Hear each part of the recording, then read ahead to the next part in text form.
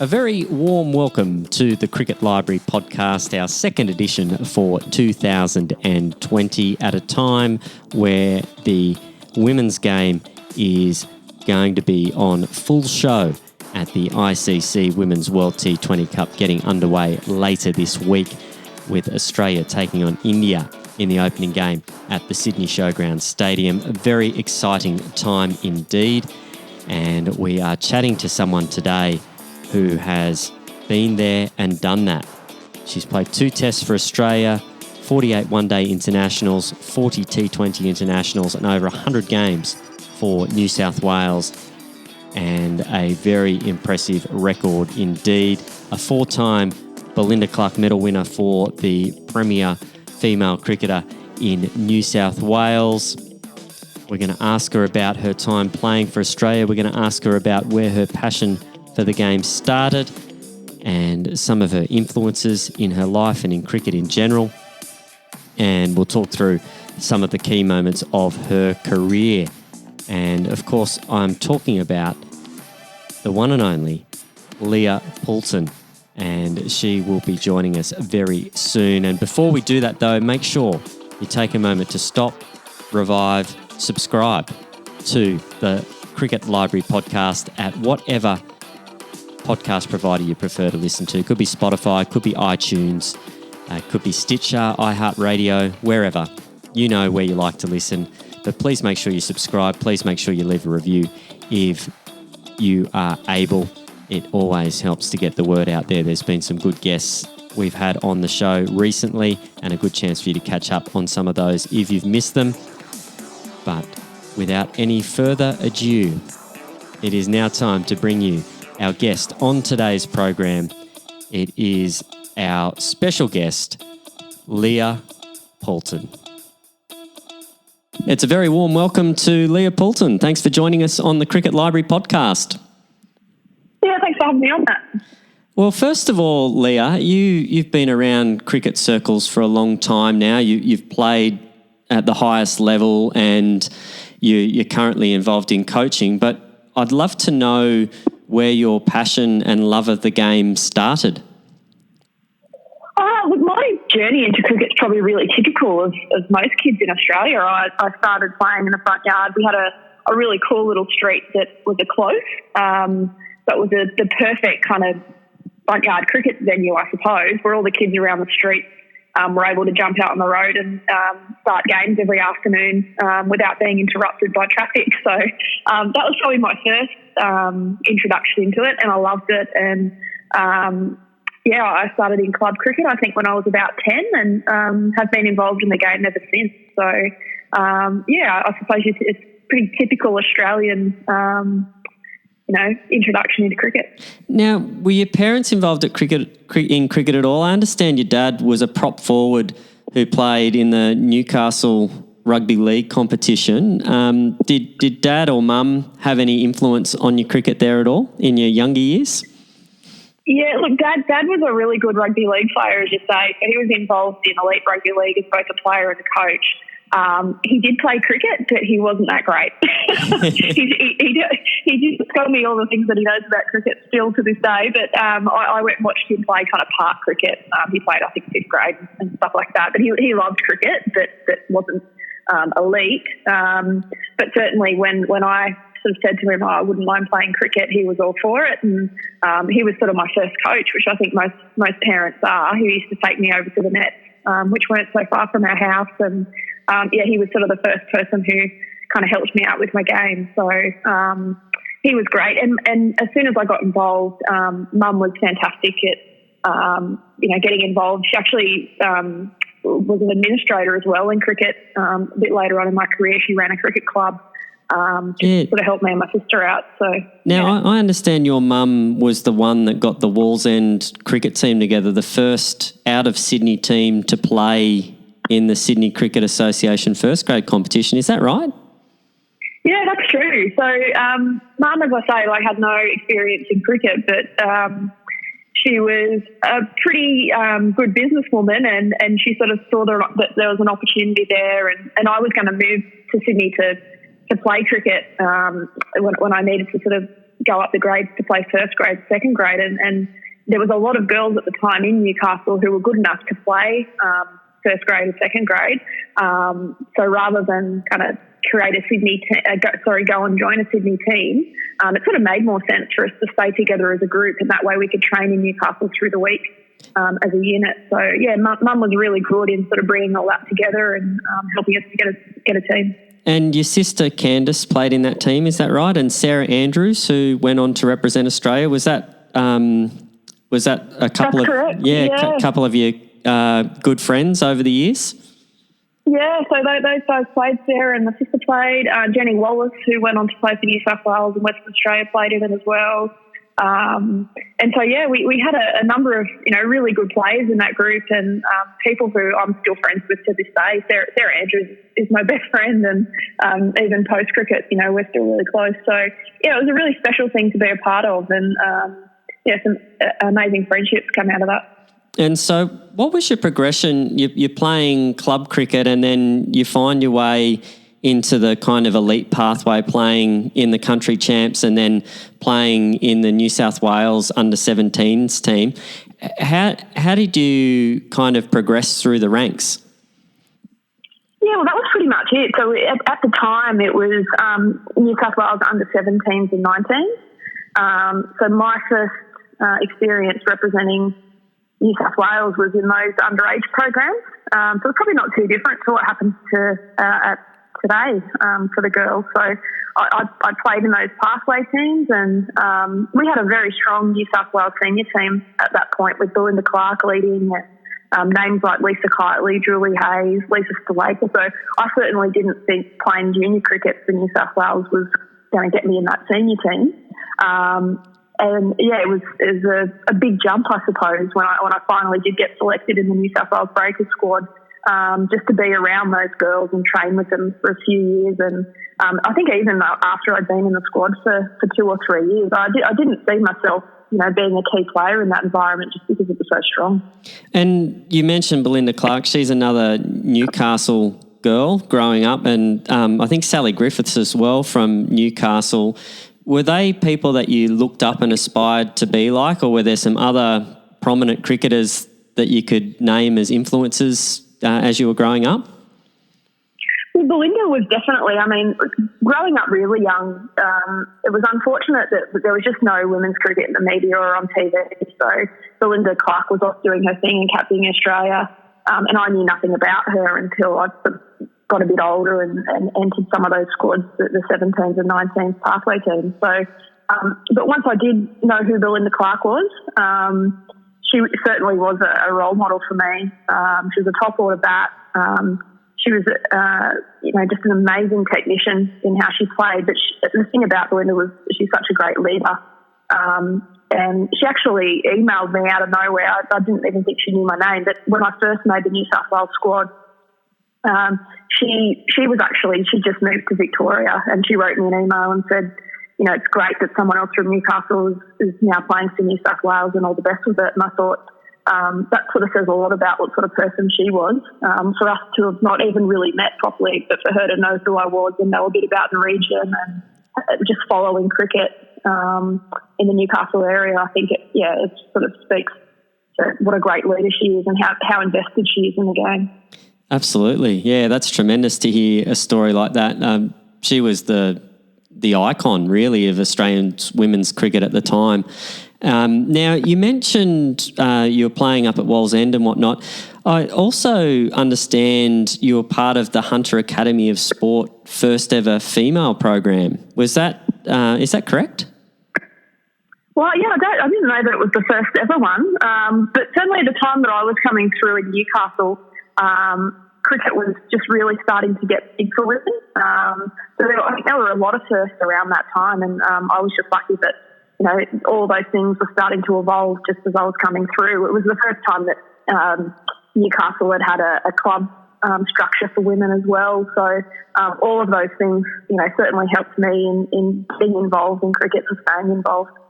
And then breaking into the New South Wales Breakers team, you mentioned that was a very strong era for New South Wales cricket. I think you would have played in something like 10 WNCL winning teams.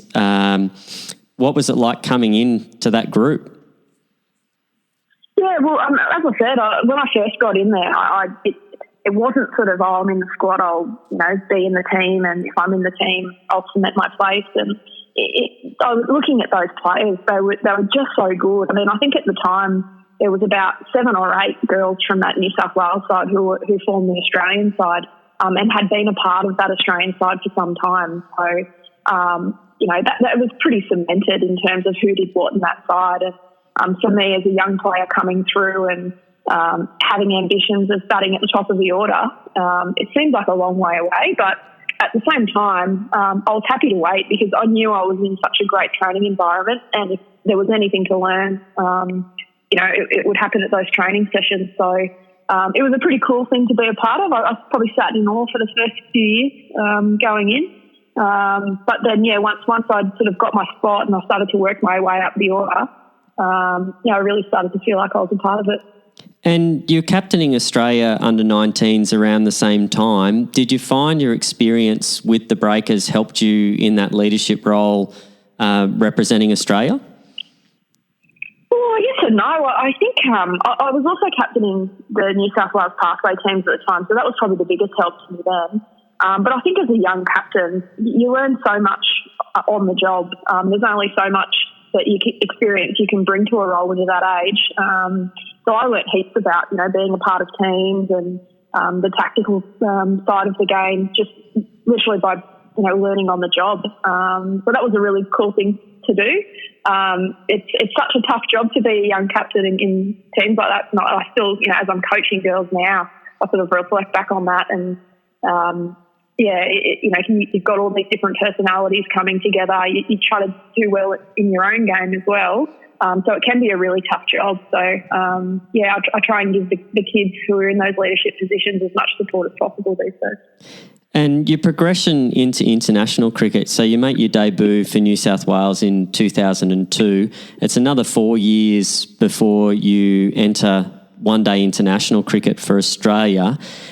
Can you tell us a bit about how you found out you were going to be playing for Australia and what you expected from yourself going into that new environment?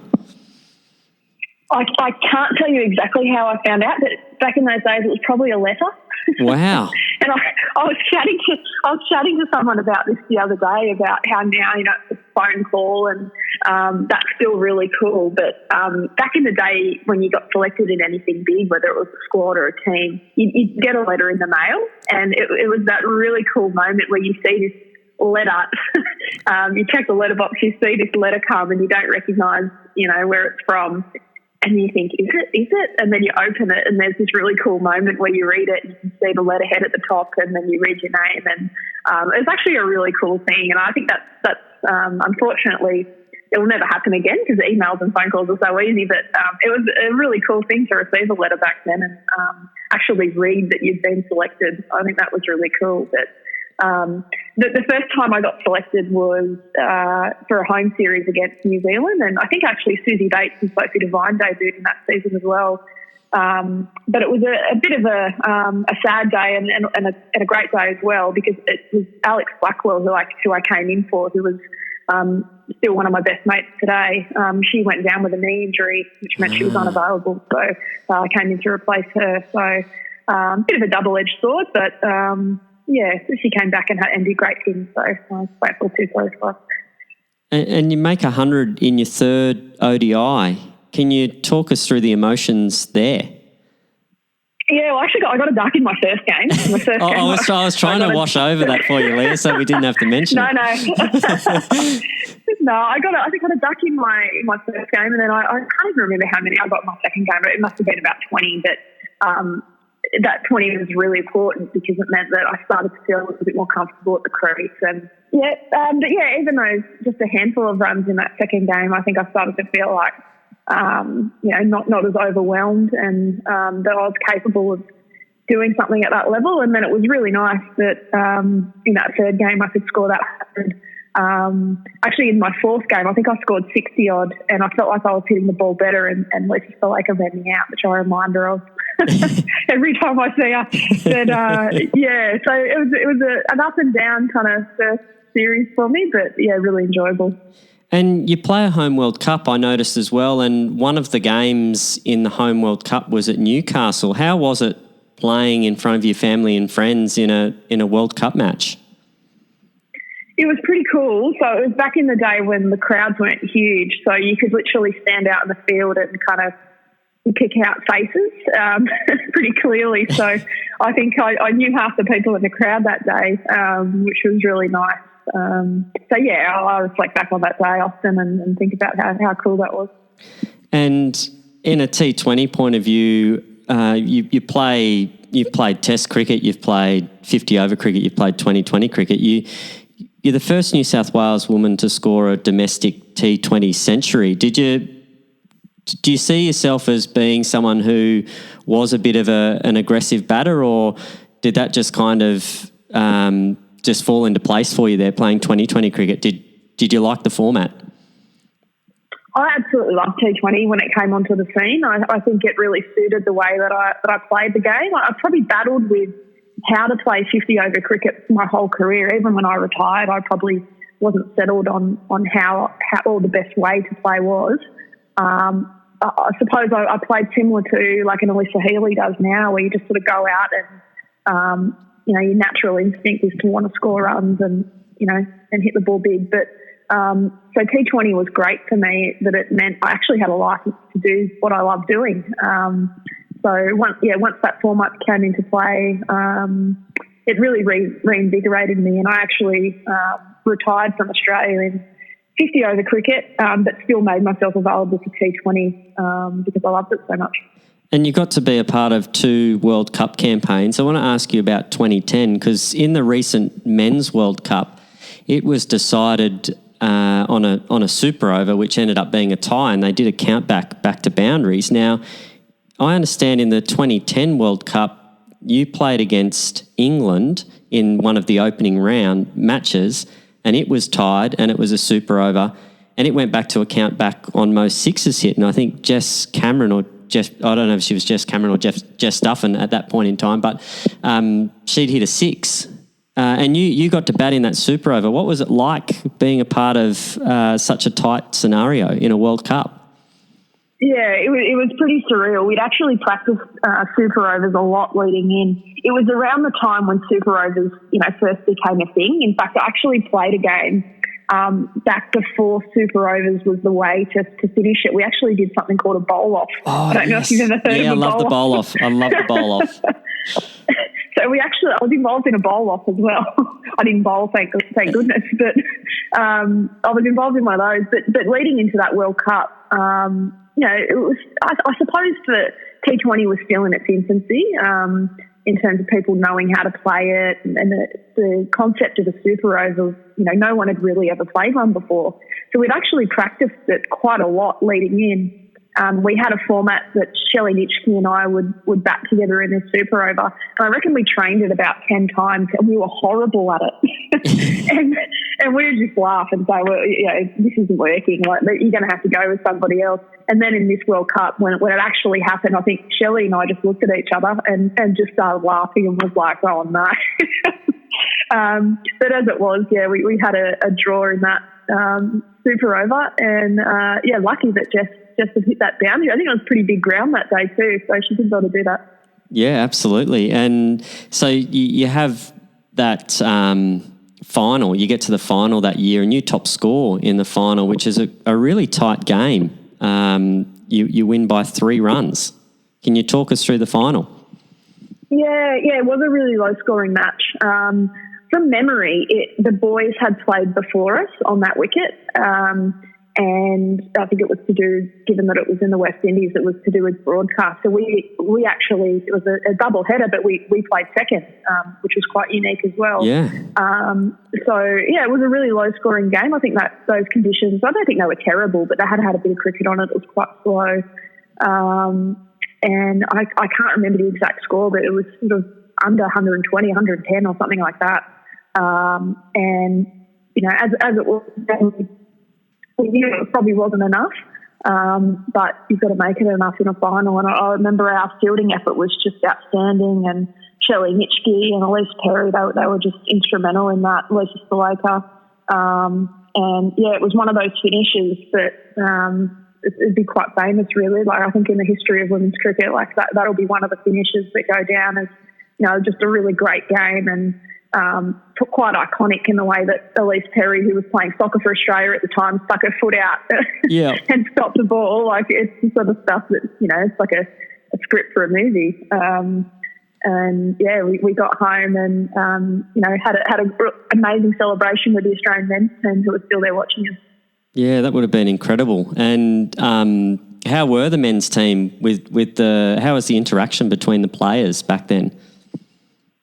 Well, we didn't hardly see them. I think that was one of the first times that we'd actually kind of come together as two teams. We got there early to watch their game and support them, and they stayed on to watch us. And it's just so tough because, those ICC events, when they were run together, it was really the only time that the two teams would interact because we were in the same place at the same time. Yeah.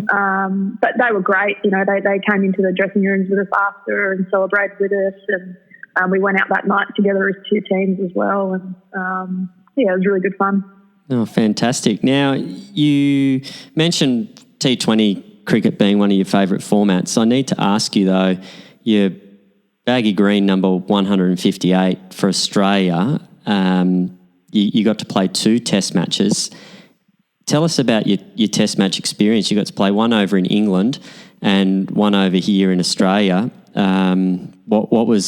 What did it mean to you to put on that baggy green cap for Australia?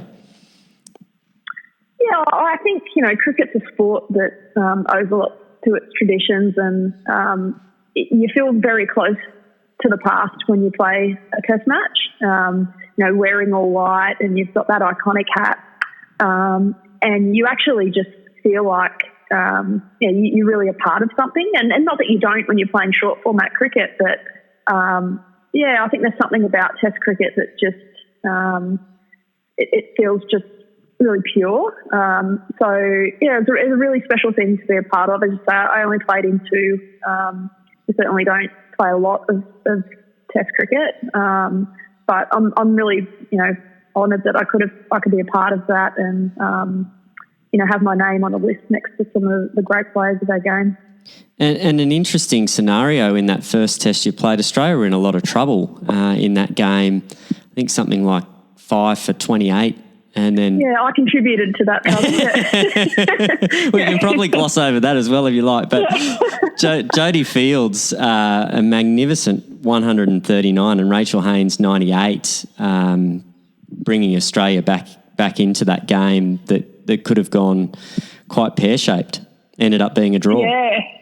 Yeah, I do remember. So because we don't play a lot, we'd sat down and had a number of meetings where we spoke about, what success looked like across different periods. So, what you'd like to be each session, and what a good run rate was. And we sort of sat down and worked out all that stuff.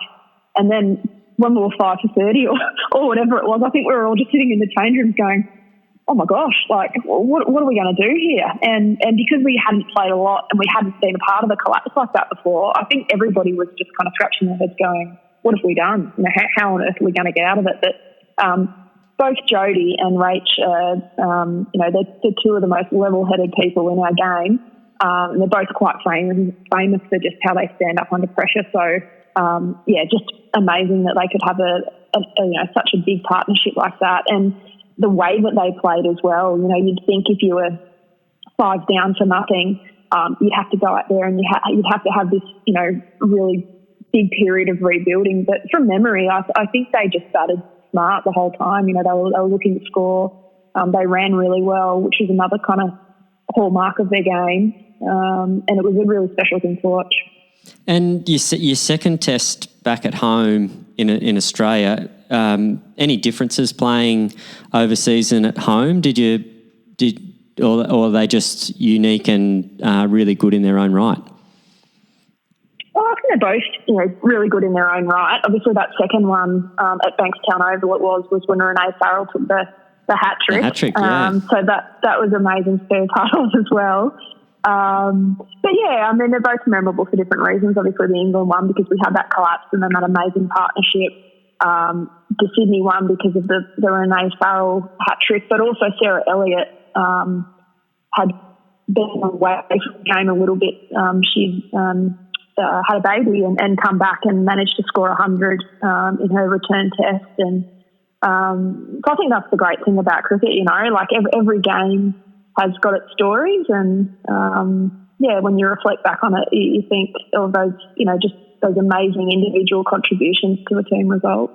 Yeah, absolutely. Now, I wanted to ask you about travelling overseas. You spent the winter of 2008 at Nottinghamshire. Is that something that happens a lot in the female game, or were you kind of one of the first group of players to take that option of playing some cricket in the winter in England? I think it was happening a little bit. I don't think anywhere near to the extent that the men were doing it at that time. But the story for me was I'd actually been dropped from the Australian side, and Lisa Kitely had just come on as the Australian coach. And we'd had a chat about what I needed to do to get back and, the parts of my game that she wanted me to work on. And she was really good in just saying, look, I think you just need to spend more time in the middle and, learn your craft, but you're still young. Go and get as much experience as you can. It was actually her idea. She was the one who said, okay. I think, if you can go to England and play a season over there and get some experience in different conditions, then that would be really good for you. And I think at the time, CA actually funded me to go over. Wow. They didn't support me when I was there, but they flew me over and back. Great. And I played not only for Nottinghamshire, but I played in a competition they call their Super Forwards, which has since been replaced by the Kia Super League and the hundreds that start this year. But that was their version of WNCL. Oh, wow. And I played in that as well. So that was an amazing experience. I learned a lot I played with a lady named Claire Taylor, who was the best batter in the world at that point. I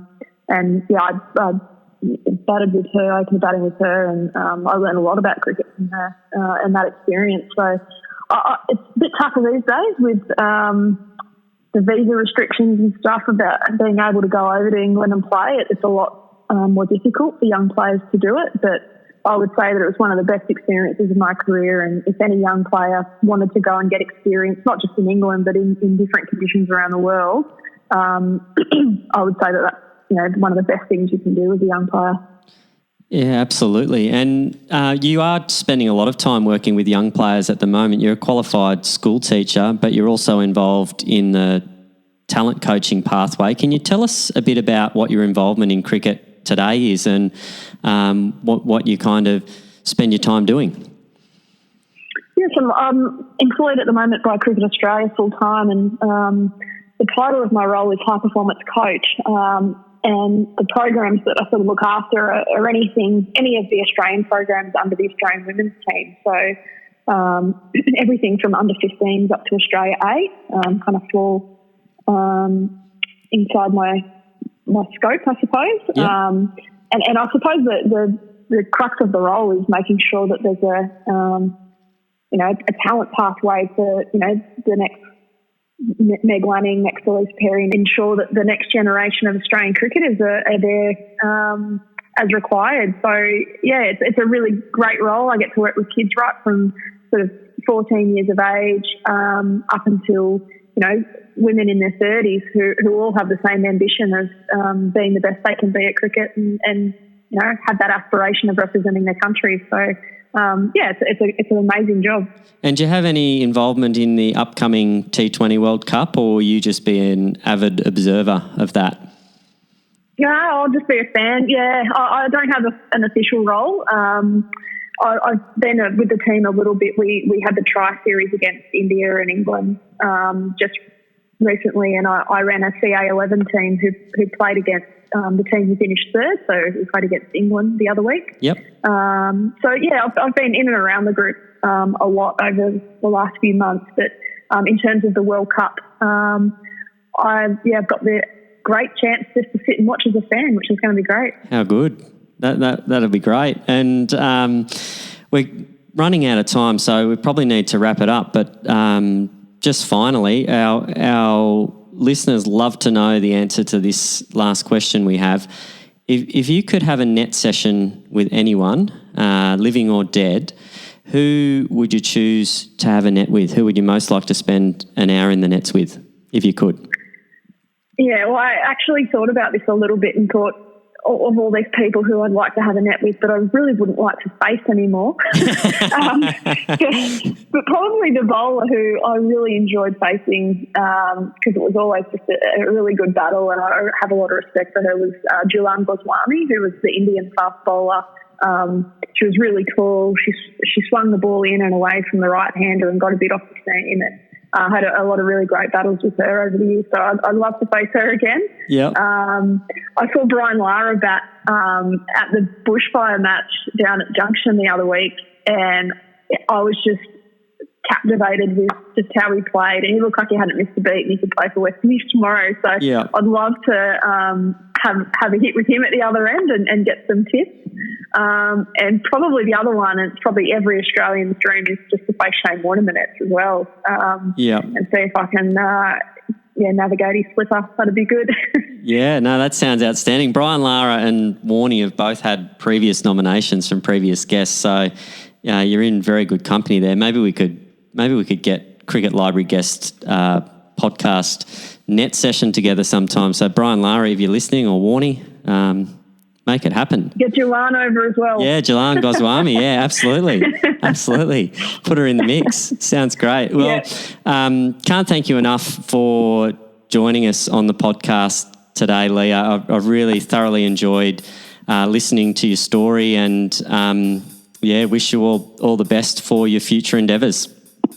Yeah, no, thanks very much for having me on that. It's been fun. A massive thanks to Leah Poulton for joining us on the Cricket Library podcast. And what a good net session that would be. Julan Goswami, Brian Charles Lara, Shane Keith Warne, Leah Poulton. Absolutely outstanding. And what a story.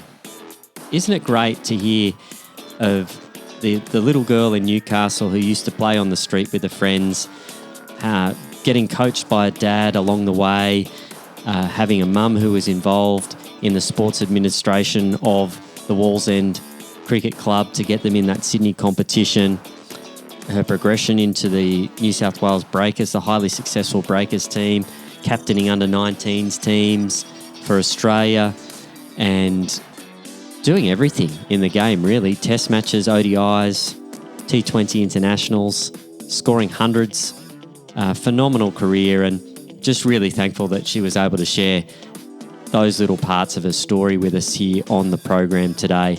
And we wish her all the best with her future endeavours, working now with the next crop of talent that's coming through Australian cricket at the moment. And it's a very exciting time in Australian women's cricket at the moment, with some of the players that Leah would be working with at the moment. It'd be interesting to see who the next big stars are going to be in the coming years. Well, between now and next time you hear from me, hopefully you'll take the time to subscribe, rate and review the Cricket Library podcast at your favourite podcast provider. Catch up on some old episodes. Hopefully this will inspire you to listen to some of our previous episodes with some of the guests we've had on the program. It's always a pleasure having conversations about cricket, and today was no different. And it's time to say goodbye. But until next time, this has been Matt Ellis for the Cricket Library podcast. Bye for now.